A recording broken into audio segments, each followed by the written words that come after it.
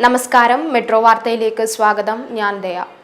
തോട്ടപ്പള്ളി കരിമണൽ നീക്കം അനുമതി നൽകിയിട്ടില്ലെന്ന് കേന്ദ്രം.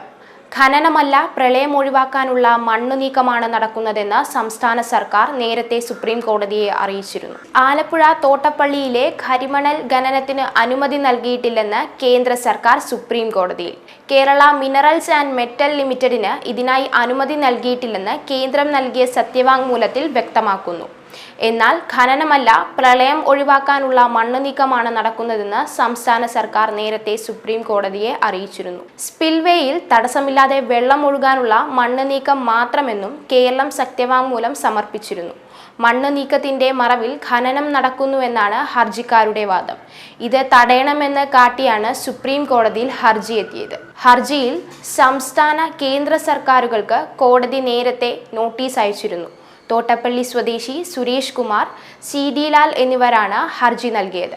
അഭിഭാഷകൻ ജെയിംസ് പി തോമസ് ആണ് ഹർജി സുപ്രീം കോടതിയിൽ ഫയൽ ചെയ്തത്. ന്യൂസ് ഡെസ്ക്, മെട്രോ വാർത്ത.